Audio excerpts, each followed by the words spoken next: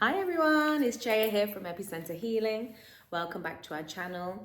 Today we are going to be talking about soulmate relationships and what they are, how many soulmates can we have in a lifetime. We're going to be talking about what we can learn from our soulmate relationships, and we're also going to be talking about how do you identify this soulmate of ours? What is the purpose? So everything you need to know about soulmate relationships is going to be here. I have been researching this topic for a long time. I have had channels open in this topic in my meditations. I have been in soulmate relationships myself. And just to clarify, the soulmate relationships, they don't necessarily need to be romantic relationships. They can be a sister, they can even be a pet, a dog, a friend, a teacher. Teachers are often soulmates. So when we're talking about soulmates, we are talking about many different types of relationships which could form with many different types of people. So my understanding is that a soulmate is somebody that you feel like you're at home with them, somebody you feel comfortable with, somebody that you definitely feel safe with. In modern psychology and in relationship psychology, the word safe is used often. And this is definitely a feeling that you get when you're in a soulmate relationship. Essentially, the soulmate relationship is referring to a vibration that you are carrying in yourself, which is now a match to another person. And this vibration between yourself and the other person causes like a pull, and then slowly you meet that person or you cross paths. So often I've had clients say to me that they went out, say, to attend an event which was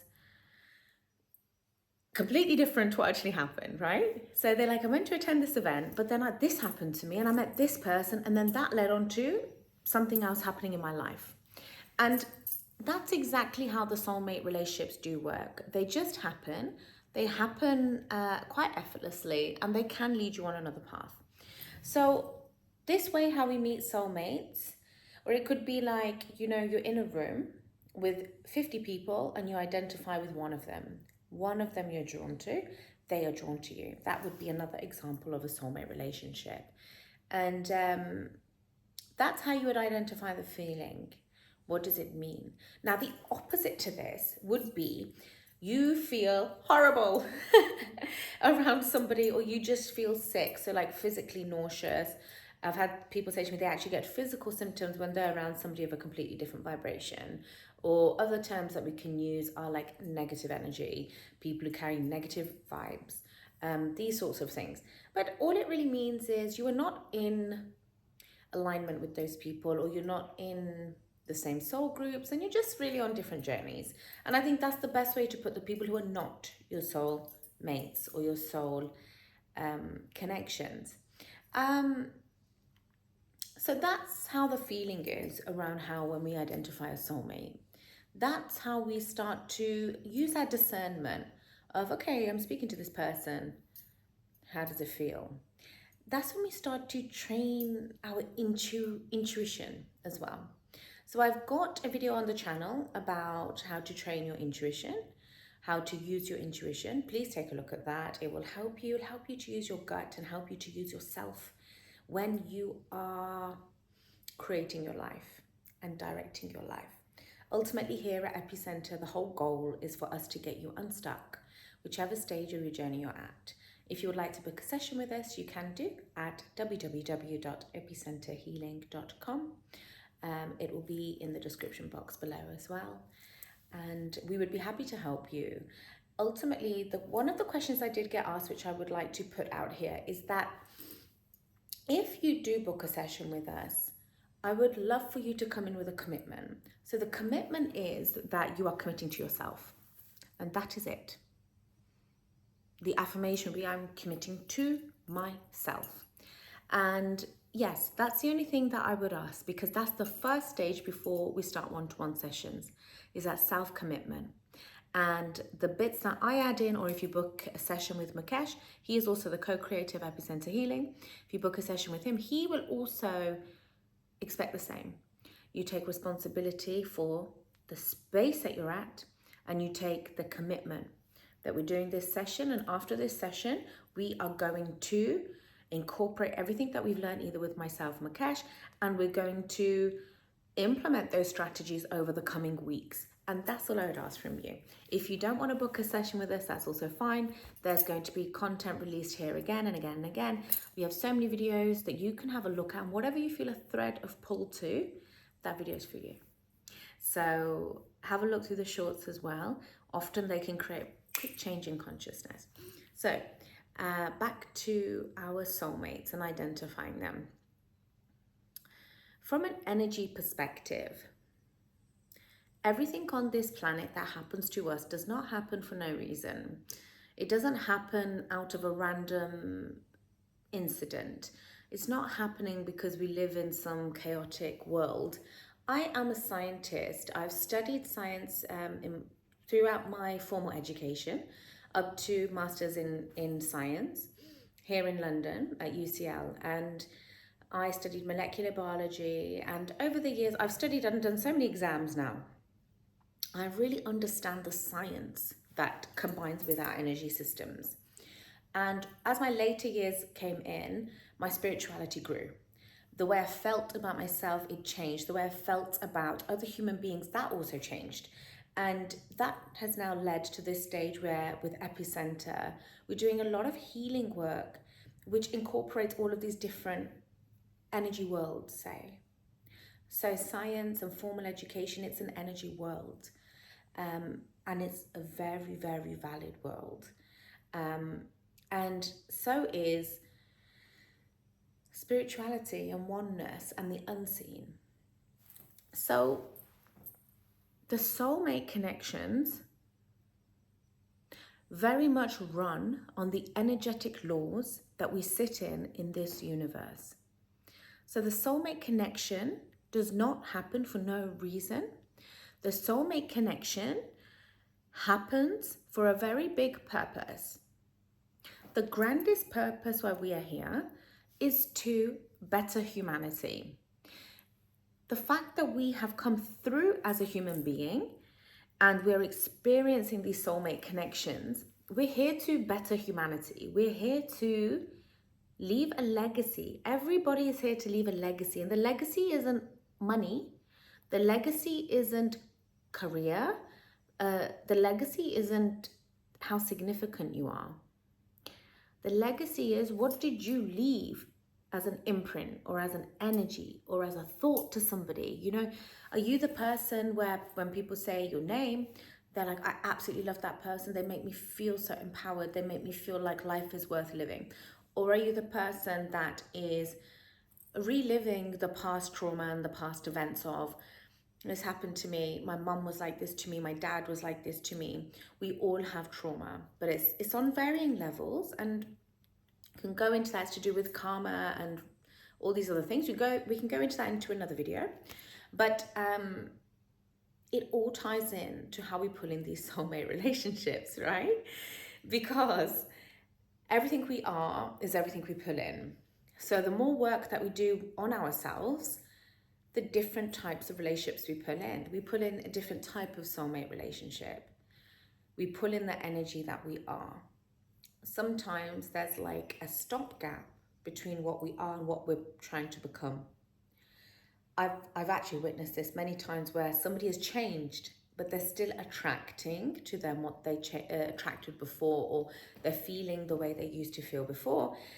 And the reason for this is because what they've been putting out for such a long time, say 90% of that time, has been of a certain vibration. And it's only been 10% of the recent time where they've put out a new vibration. So it's about anchoring your new vibration. Once you've anchored a new soul vibration, essence vibration, you start to pull in different types of soulmates to you. So you will pull in a soulmate which is more loving, as long as you love yourself more. You will pull in a soulmate that is more committed, as long as you commit to yourself more. So this is how it works really. What you are is what you attract, right? So going back to soulmate relationships, yeah? How many soulmates can we have? It varies, but a true, genuine connection, it is rare. So even in romantic relationships, many people who feel like a sudden attraction, it's normal biology to feel like a really strong attraction for somebody. But really what you're going to be looking for is, who do I feel safe with? Who can I grow with? And who is my anchor and stability? Ultimately here on the earth plane, unless if we have anchors or roots, and we need those in people as well as ourselves, as well as the places that we visit, as well as the things that we do in our spare time, we need anchors. We need people that will keep us alive.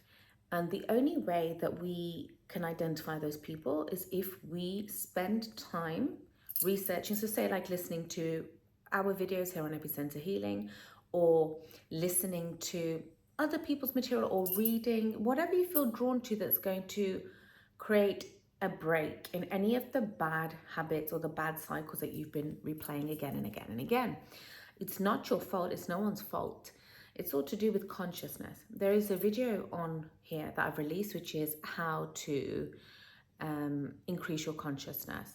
And that will really help you if you're watching this video, because increasing your consciousness increases your soul light, increasing your soul light increases your vibration, which then pulls in a different type of soulmate relationship. So when we're in these relationships,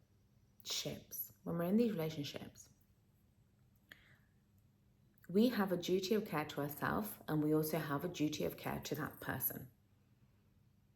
So in soulmate relationships, we have a duty of care to take care of one another.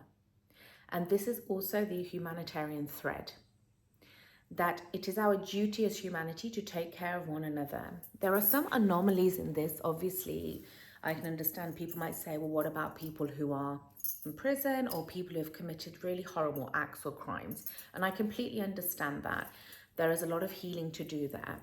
But in general, if we can help in a very normal scenario, so if we can help a friend, or we can help a cousin, or if we can help ourselves by doing something different to break something that's a bad pattern, this will increase our soul light, and the quality of the next soulmate that we attract in, it will be better, it'll be stronger, and you'll be happier. So this duty of care in soulmate relationships is really important. So rather than really being fixated on where is my soulmate, and I'm saying this, I've also been there. Where is my soulmate? Where is my this when I was younger? But it's all to do with what we are. And even the opportunities that we attract towards us is literally what we are. So when you're in a soulmate relationship and things are going fine, that's great. But then what happens when you guys break up? Okay, so I really want to talk about this. So heartbreaks, I've got some videos on our channel about heartbreak. Mukesh has released some videos about cord cutting between past lovers. Please have a look at those. It will really help you from an energetic perspective and a metaphysical perspective. And the suffering that's caused from a break in soulmate relationships, I've had it as well. It's major. And it's major, causes a lot of suffering, but from that you get a lot of spiritual growth. In the suffering is when you come out with a lot of mental betterment of the type of people that you're choosing in your life. You come out with a lot of reasons to want to do better for the next chapter. You come up with a lot of reasons of how humanity should be, how the next set of relationships should be. So this suffering is a learning curve, is what I'm trying to say. It's horrible when it happens, but the spiritual growth from it is immense. And not only that, The suffering is meant to be there in order to create a stronger humanity at the end of it. So there is a purpose in it. And I really wanted to share that. But when we go through these soulmate breaks, there are ways that you can help to ease it. I mean, I know that there are ways in Christianity which they talk about in greater depths. But if you're having a look at our channel and you're taking a look at our videos, have a look through and we will explain to you various ways of how you can start to cut these soulmate ties which are really holding you back and open yourself up for the next chapter, the next soulmate.